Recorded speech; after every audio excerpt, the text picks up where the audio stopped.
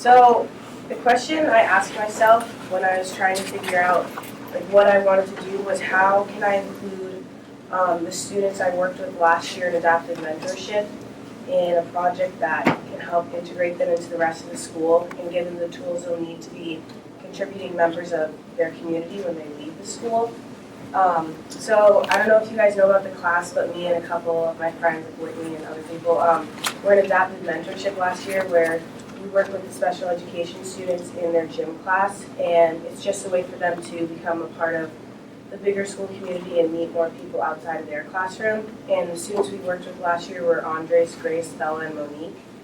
And I really enjoyed working with them, and I had never thought that, I never thought of special education as something that I really enjoyed, but I really had a great time working with them. And I wanted to do something to help them show off everything they've learned in high school and be able to gain even more experience before they leave the school, so they can be important community members and be contributing to the society they live in. And then I also realized our school didn't have a school store, and all the middle schools have one, and we didn't have a stable and convenient place to buy school pride and to buy school supplies and things like that. So I thought I should put the two things together and make a school store that they can work in. So that was kind of my thought process going in.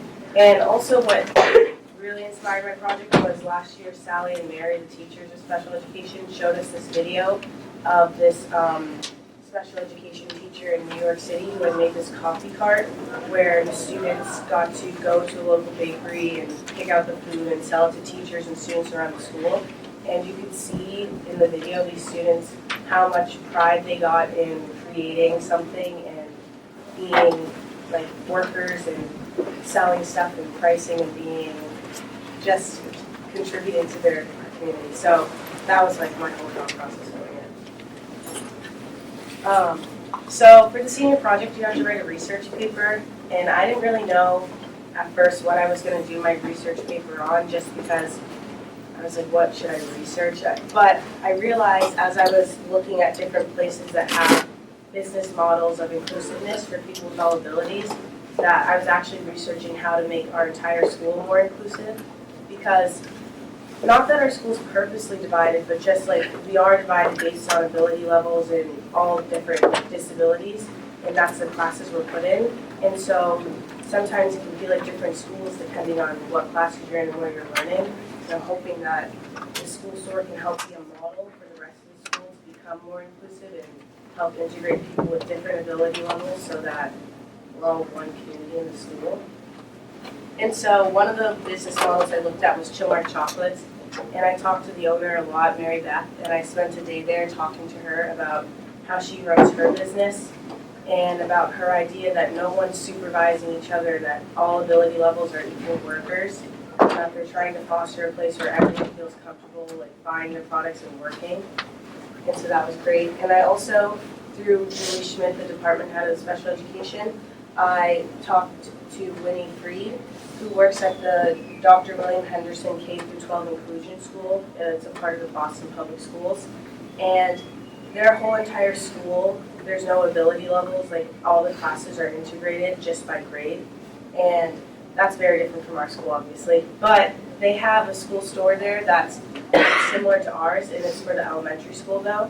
And so I talked to her about how she runs her school store and getting ideas from her as well. And then that's a picture of Monique, Bella, and Grace, and two students from the Edgartown School who will be here next year. And I'm really excited because even though I haven't gotten a chance to meet them, they're going to be going into a school that already has this store, and they're going to spend their whole entire time here, hopefully working in it and helping to expand it, and then they're going to be so ready once they leave to be community members, which is the main goal, I think, for all high schoolers to be contributing community members, so it's important that they are too. So I don't know if you guys know, but the school store is going to be right next to the special education room, and it's that hallway by the cafeteria. It's that little brick square. It's 6 feet wide by 17 feet long, so it's very small. But when it started, it was just kind of a box and a computer. And the business department has been working towards starting a store for a while, but it's really hard if you don't have a lot of time dedicated to start a business, and it's just not feasible for a club that meets once a week after school to start a store in whatever time frame they wanted to. So I was really glad I got to help push that forward, but I think I didn't realize how far behind the business department was with it. So I had to spend a lot of time with Mr. Jakuzik in the entrepreneur class with Ms. Rose, Kevin Bianca, Jacob Peters, and Louise McDonald. We spent a lot of time just creating the store itself. So I think that was hard for me because I envisioned the project more working with the students in special education, but it ended up being more having to start the store so that they could do it next year. And I definitely in the beginning thought it was going to turn out a lot differently. It was a good learning experience, I guess, for me. So before we even started doing anything, we had to do a proposal and get market research and figure out what people wanted in the store and when they wanted it open. So I don't know if you guys filled out the survey, I hope I did. And then we also had to do a proposal to the principal, the CT director, the vice principal, the the building director, and just people who need to know about it. So we spent a couple weeks preparing for that and getting all the information we needed and our projected budget and doing the layout of the store and potential product mix. So we learned a lot just about starting the store, and then we had to actually execute everything, which was a whole other story because even though we did all this planning, it all got jumbled around and everything didn't turn out the way we thought it would, and things cost more than we projected they would. So it was a lot of refiguring things and finding the best products to buy. And then also with the inventory, we wanted to make sure that there was stuff people would buy because, I don't know, our school doesn't have as much school pride as other schools, so we were worried if things had huge MV, people wouldn't buy it, but we wanted the store to be a place to foster school pride, so we're hoping that our products people like and they'll start to wear and have pride in their Mark the Vineyard. So yeah, we spent I think a solid 2 days just picking out colors, because we wanted to make sure everything was really good. So, and we all had different ideas about what we wanted. So it was kind of a struggle with that too, I think, for all of us. But I think it turned out well. So this is when they started building out there, putting the slat wall up and stuff. I don't know if you heard the drilling 2 weeks ago, but sorry about that. And so we're still waiting on stuff because it takes a while to get purchase orders processed through the school with new businesses. And it also takes a while for things like display cases to ship. So we're hoping for everything to be done by the end of May, and then to be open for the last 2 weeks of June so that they can start working. But for now, we'll probably just be students in the business department so we can train everyone and make sure that next year they're ready to actually work. But yeah, so those are pictures of them. So this is the school store's mission statement. It's the 111 Pride store because 111 is the room number for the special education room, and it's right next to it. And it's the Pride store because Pride in the Vineyard. So the school store is an inclusive learning tool that invokes school pride, provides real-life skills, and offers high-quality merchandise at the best value. So we're hoping that's what we end up doing next year. And basically, we're hoping that the school store is also a bridge between these two different departments. I don't know if you guys know about Best Buddies. It's a club that Emma Baldino brought to the school, I think, last year. And they've been doing a lot of work to get started, but it's hard, again, clubs, you can only meet once a week. But the school store is going to be a weekly thing that the kids in Best Buddies can do because we're going to have it that certain lunch blocks. Buddies work together in the store. So, for instance, Bella and someone in Best Buddies would work together in the store for the lunch block. And it would just be another way for them to interact with the rest of the school. And then the business department can also hopefully be buddies as well. They can just be intermingling of these two very different clubs. And we're going to be having a meeting at the end of the year if anyone who's interested in working in the store with all the students in the business department and Best Buddies, so we can talk about the plan going forward and what we hope to accomplish. But I'm really excited for the store to be a model for the rest of the school to become more inclusive, because it's just one small thing, but hopefully it's the beginning of like a greater inclusiveness throughout the whole school between all the different departments and abilities. And I don't know, I think our school's moving in a good direction. That was different than before with the different administrators and everything that's happening, but I think like this store can hopefully be like a leader by example for the rest of the school to become more inclusive with everyone. So that's it.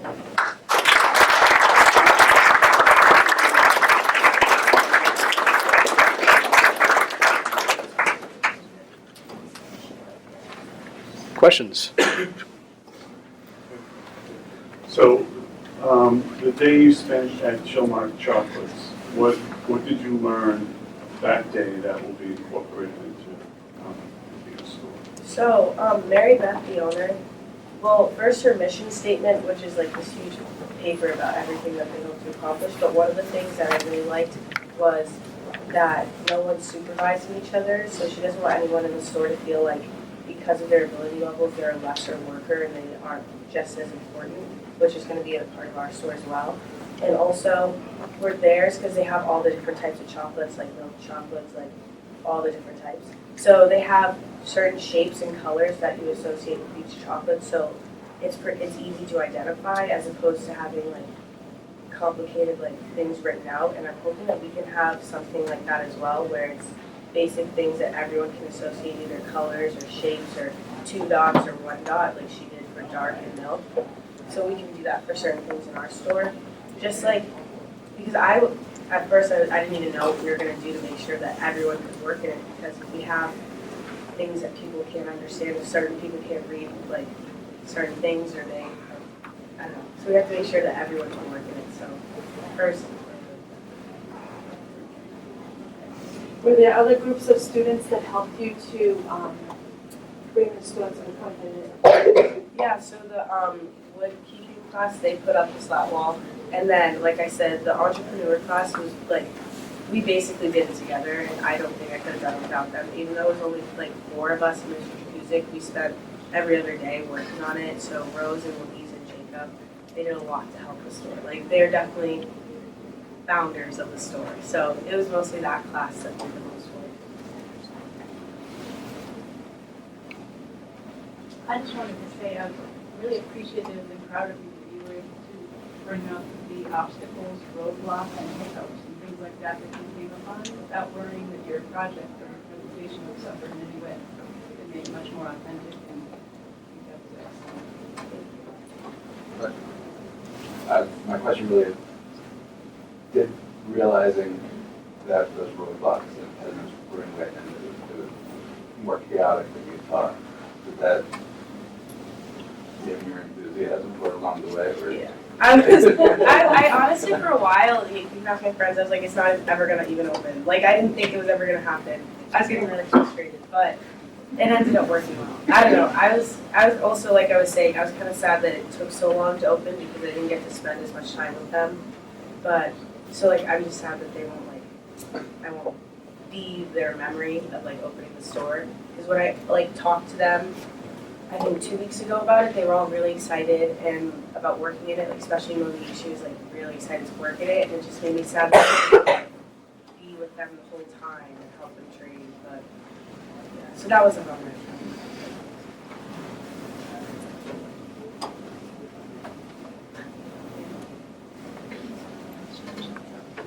So can you do a big shout out recommending this project as an option for? Yeah, I think, no, senior project was definitely the best decision I made, because it's nice to have 3 periods just to like really focus on one thing, because I feel like with school, my mind's always scattered in different, like so many different directions, because I don't have that time to focus on a certain project. And it was nice to be able to end my year in my high school career, like focusing on one thing that I can leave behind for the school. So if you're gonna do senior project, I would suggest doing something that's like sustainable, or something that you can see 10 years from now grow when you leave, as opposed to something that, I don't know, I mean, I that's just my experience. Like, doing something that can grow when you leave is amazing, knowing that it's going to keep going even after you're gone. So I would suggest that if you're going to do something. We can open up for questions from anybody in the audience. What did some of the shirts say? So we were debating that for a while too, because I guess our mascot's the Vineyarders, right? But like no one knows that really. I mean, I guess people know that. So we didn't know if they were gonna say Vineyarders, but this thing, the MV, is probably gonna be on a lot of them. That I don't know what that's gonna be, but yeah, that MV is gonna be on it, and some of them I think are gonna say Vineyarders just because that is our mascot, so we should say it. But I don't know. I suggest we have a mascot change. That's my idea. Something that's actually, but I don't know. Like I think it would be cool if we were like a shark or something, like something that you can have an actual mascot. I don't know what a vineyarder is, so I don't know. That's just my idea. So yeah, that's what's gonna be on the shirts. And also the discussion of saying athletics was on the shirts, and like I was like, I don't think we should say athletics because that like rules out everyone who doesn't do athletics. But some people are like, oh, it'd be cool to say Vineyard Athletics, so you guys should state your opinion on that so we can figure out if you want the shirts to say that. But,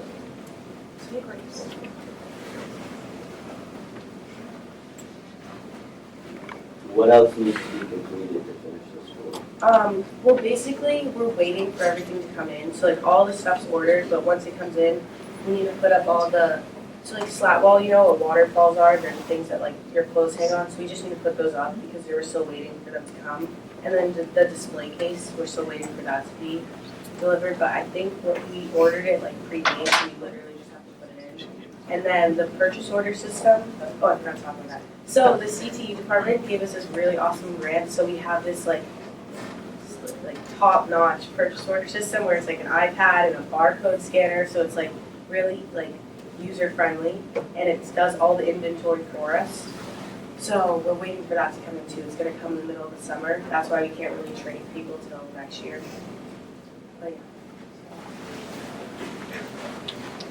What time will the store be open? So it's going to be open in the mornings, Tuesday and Thursday, and then depending on the lunches that people can work next year, it's going to be open like 2 lunch blocks a week, just because it's depending on like what period people have free. Who's gonna run the store next year? So I'm hoping that the business department does most of it, but also Susanna Beckham, who's going to be in charge of Best Buddies, is going to be the person who's kind of like the liaison between Best Buddies and the business department. So she's going to make sure that the students get all the stuff scheduled in, and like she's going to be in charge more of them working, and then like Mr. Jakuzik and whoever's in charge of business next year is going to be in charge of the actual store. And what's Best Buddies? Best Buddies is the club that Emma brought to the school that's like between the special education students and students who aren't in special education, so they can like have a structured way to meet more people in the school community, and they have like different organizations and events to just help like foster a friendship between them.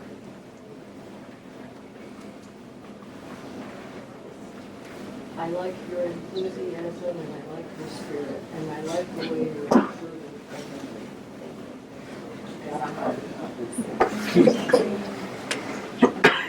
you guys thought about like painting the walls or putting in a new lighting system to sort of brighten it up and define the space? Yeah, because like it's really dark in there. There's only one window. But we were thinking about painting, but it is brick, so we weren't sure how that would work. And then the slat walls got put up, so like it would be different colors.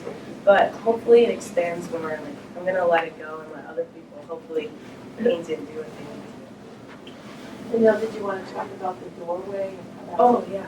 So the door got teared down because since it's a hallway technically, it doesn't get heated. So the door like made it really cold because it was like, freezing in there in the winter. So we took the door down, and it's going to be a scissor gate, so that way it feels a little bit more open because it's going to be like no like thing blocking it off. So it'll be like only 3 walls, and it'll be warmer because I hated how it was freezing like so cold. I promise I wouldn't ask the question, but I will anyways. In your research, you discovered a lot around inclusiveness and other methods of inclusiveness that you mentioned a little bit. And I know it's in your bibliography. Can you speak to some of the insight that others can gain around bringing people together that might stimulate other projects beyond the store? Yeah. So in my research, there's a bunch of different schools that have done school models, like stores like this, and there's a bunch of, like, mostly newspaper articles about it.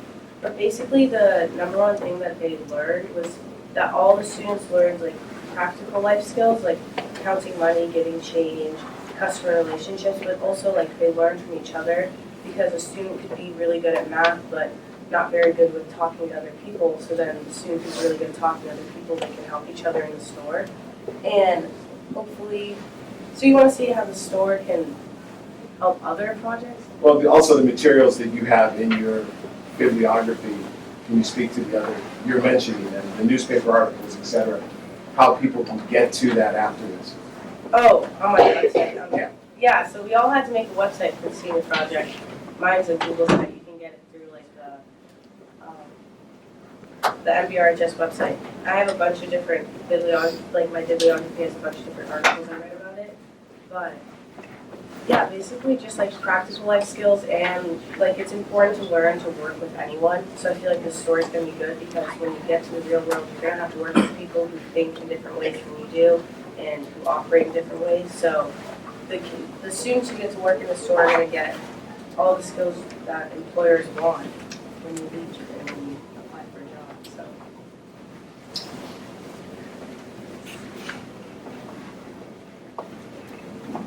Got time for one or two more questions? Well, I just wanted to comment, I think you're an incredible public speaker. thank you.